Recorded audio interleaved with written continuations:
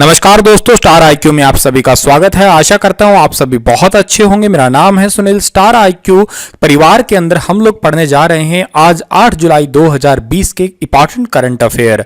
अगर आपको इन current affair का पीडीएफ चाहिए तो आप मेरे Telegram channel star IQ PDF को जरूर ज्वाइन कीजिएगा। क्विज के लिए स्टार आईक्यू क्विज नाम से टेलीग्राम ग्रुप है, आप उसे ज्वाइन कीजिएगा और अपने फ्रेंड्स को भी उसके अंदर ऐड करने की कोशिश कीजिएगा। फेसबुक पेज है मेरा स्टार आईक्यू एजुकेशन, उसे भी आप फॉलो कर सकते हैं। इंस्टाग्राम पेज मेरा स्टार आईक्यू एजुकेशन है, इन दोनों पे ही मैं एक्टिव रहता हूं, आप इन दोनों को फॉलो कर सकते हैं। कल मैंने आपसे क्वेश्चन पूछा था, क्या who build the Jama Masjid, Jama Masjid किसने बनाई है? तो बहुत सारे बच्चों ने जवाब दिया, और ना केवल जवाब दिया, कई बच्चों ने तो इसे डिटेल में भी लिखा। बहुत अच्छी बात है, डी ऑप्शन सही है, शाहजहां ने बनवाई थी जामा मस्जिद। चलिए आज का क्वेश्चन पढ़ते हैं। पहला क्वेश्चन है कि आयकर विभाग ने आधार कार्ड और पैन कार्ड को लिंक कराने की अवधि कब तक के लिए बढ़ा दी है?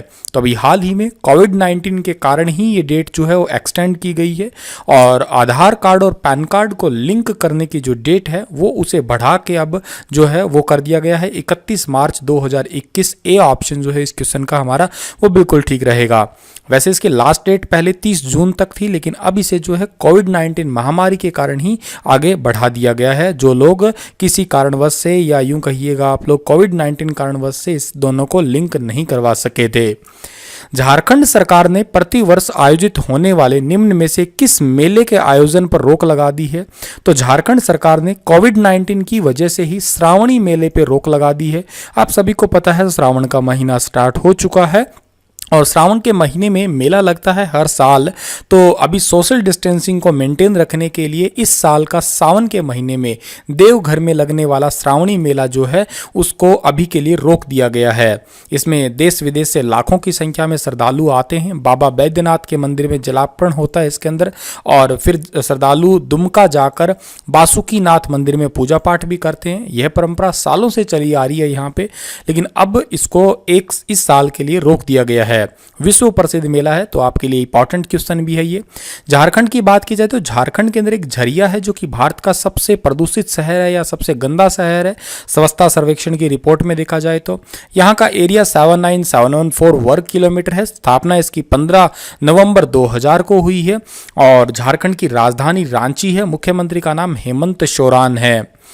आगे बढ़ते हैं तो हाल ही में किस राज्य सरकार ने भूमिहीन किसानों को फसल ऋण देने हेतु बलराम योजना की शुरुआत की है? तो बलराम योजना की शुरुआत की है हाल ही में ओडिशा ने।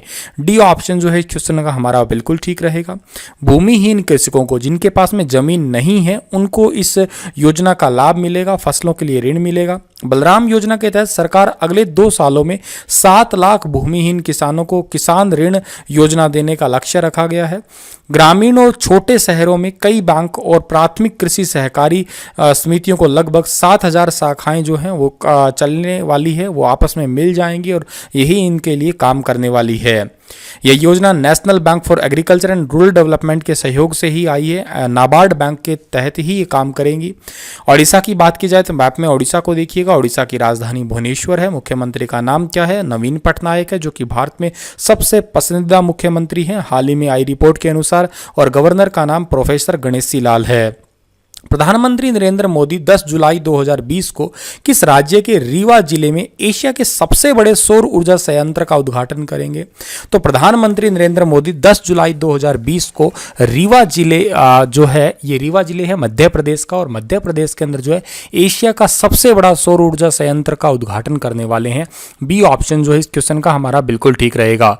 वीडियो कॉन्फ्रेंसिंग के माध्यम से करेंगे इसका उद्घाटन। 750 मेगावाट के अल्ट्रा मेगा सौर ऊर्जा संयंत्र को राष्ट्र को समर्पित किया जाएगा, और यह Rewa ultra mega solar limited जो है वो मध्य प्रदेश के अंदर यूं कहिएगा बहुत ज़्यादा ऊर्जा विकास का काम भी करने वाला है। प्लांट के अंदर सौर ऊर्जा से बिजली उत्पादन के लिए 3 यूनिट है। तीनों इकाइयों में 250 मेगावाट की जो है वो बिजली उत्पादन करने का लक्ष्य रखा गया है। बात मध्य प्रदेश की हुई है। मध्य प्रदेश की राजधानी भोपाल है, मुख्यमंत्री का नाम शिवराज सिंह चौहान है, गवर्नर का नाम लालजी टंडन है और डिस्ट्रिक्ट यहाँ की 52 है।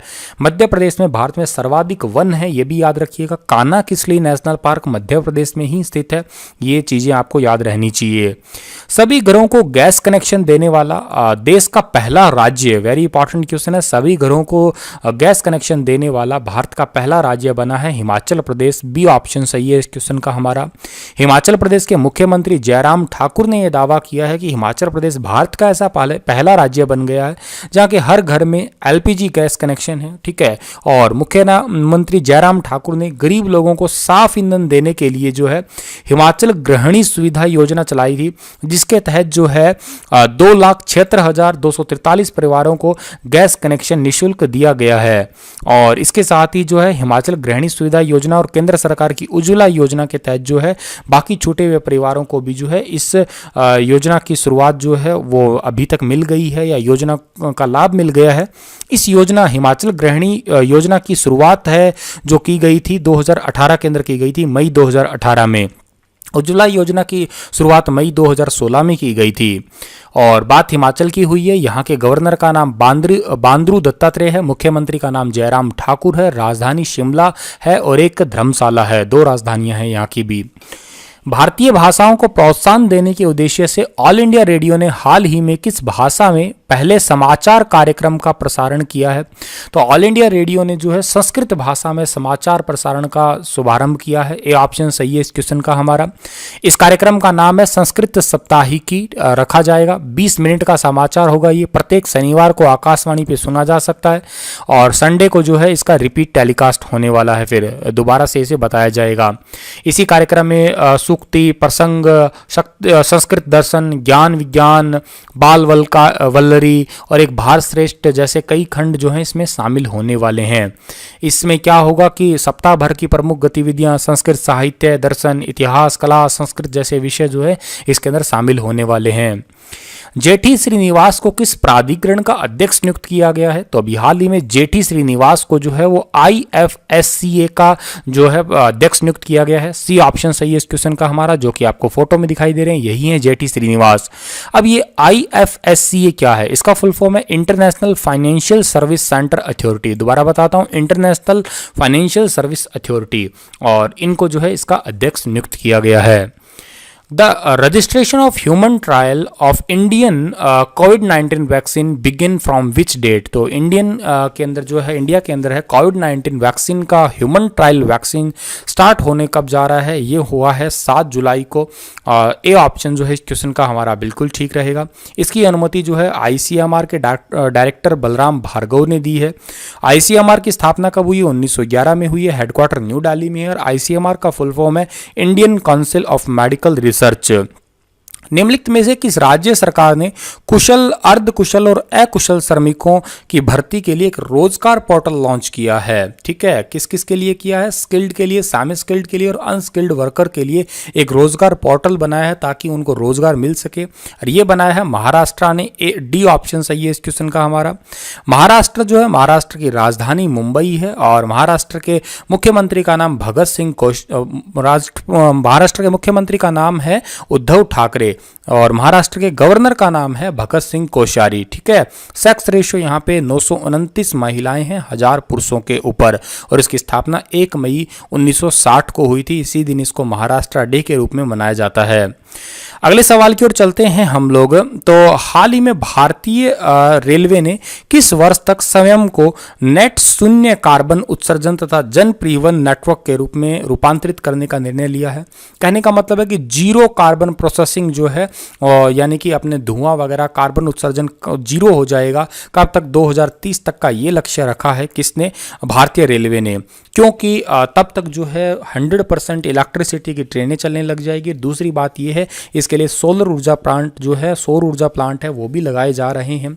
रायबरेली में 3 मेगावाट और मध्य प्रदेश के बीना में 1.7 मेगावाट प्लांट जो है, इन परियोजनाओं पे काम रेलवे ने, इन खरीद परियोजना इनकी शुरू भी कर दी है अब तक। चलिए आगे बढ़ते हैं हम लोग। तो हाल ही में डॉक्टर विष्णु प्रसाद नंदा ने किस बोर्ड के नए महानिदेशक का कार्यभार संभाला है? तो विष्णु प्रसाद नंदा ने रेलवे बोर्ड के नए महानिदेशक का पदभार संभाला है। सी ऑप्शन सही है इस क्वेश्चन का हमारा, जो कि आपको फोटो में दिखाई दे रहे होंगे। यह रेलवे बोर्ड में स्वास्थ्य विभाग के शीर्ष पद पर जो है वो शामिल हुए हैं और इनको रेलवे बोर्ड के नए महानिदेशक के रूप में जो है शामिल किया गया है। और अगला क्वेश्चन है हमारा, और ये इंपॉर्टेंट भी है, केंद्रीय प्रत्यक्ष कर बोर्ड के संबंध में क्या सही है? यूपीएससी पैटर्न का क्वेश्चन है ये। तो केंद्रीय राजस्व अधिनियम 1973 के तहत एक संवैधानिक निकाय है? नहीं, ऐसा नहीं है, गलत है ये। यह लेवी से संबंधित मामले, व्यक्तिगत आयकर, कॉर्पोरेट टैक्स आदि से प्रत्यक्ष करों से संग्रहित करता है। ये बिल्कुल ठीक है, बी ऑप्शन सही रहेगा। तो केवल 2 ठीक रहेगा, बी ऑप्शन इसका ठीक है। अच्छा, केंद्रीय प्रत्यक्ष बोर्ड सीबीडीटी जो है यह एक केंद्रीय राजस्व 1963 के तहत आता है आपका अधिनियम। लेवी से संबंधित मामले हैं, कॉर्पोरेट टैक्स वगैरह इसके अंदर शामिल है। वर्तमान इसके अध्यक्ष श्री प्रमोद चंद्र मोदी है। और एक केंद्रीय अप्रत्यक्ष कर बोर्ड है, ठीक है। तो इससे पहले excise and custom central board के रूप में इसे जाना जाता था। यह वित्त मंत्रालय के अधीन राजस्व विभाग का एक हिस्सा है और यह सीमा शुल्क, केंद्रीय उत्पाद शुल्क, केंद्रीय माल और सेवा कर, इन जैसे जीएसटी वगैरह है, इनको इकट्ठा करने से संबंधित है। वर्तमान इसके अध्यक्ष का नाम क्या है? एम अजीत कुमार है।